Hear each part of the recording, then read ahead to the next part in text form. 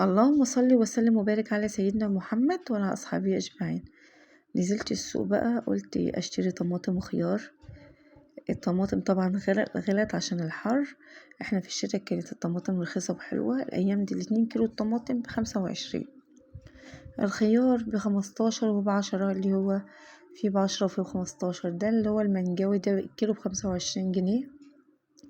الفلفل ب12، البرنجان ب12 طبعا، والبطيخ ب100 وب80. مفيش بطيخة ب50 ولا 40، لا 80 70 100. هنا الخوخ، جبت كيلو خوخ جايباه ب40 جنيه. قلت لها وزنيلي ب50 جنيه. طبعا لازم واحدة كده تطلع مستوية مني كده وتحط في جنب، حد يجي يشطفها من العيال يقوم وياكلها. هنا لقيت الحاجة بتاع الخضار قاعدة على الأرض، معاها اللي هي الجرجير والكزبرة والشبت. فمعاها الصراحة لفت نظري النعناع، 4 ربط في بعض كده ب5 جنيه، ورقته حلوة وصبحة، فجبت ربطة. هنا اللي هو المنجاوي، ده اللي هو زي منجاوي كده زي الشمام، بس أحلى من الشمام بكتير. أصفر من جوه كده زي المانجا، بس سكر عسل. أنا دقته مرة واحدة الصراحة، كل ما بنزل جبته مرتين 3 لغاية دلوقتي. الكيلو منه عامل 25 جنيه. هنا الخيار كان فيه ب10 وفيه ب15، لقيته ب10 حلو، وناس واقفين عليه وكده. الصراحة رحت بصيت عليه لقيته حلو، فقمت جبت كيلو.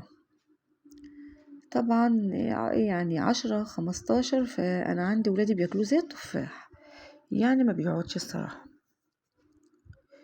جبت كمان طماطم. طماطم كان فيه ال2 كيلو ب25 جنيه. الطماطم غلت عشان الحر طبعا.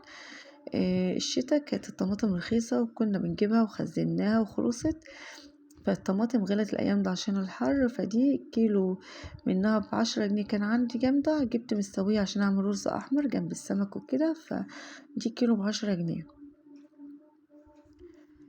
فكنت نازلة أجيب بس شوية مشتريات ناقصاني وكده.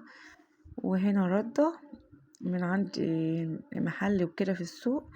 انا كنت بفكر ان اجيب سمك، بس سمك مشوي كنت هشويه في البيت وكده على البوتاجاز.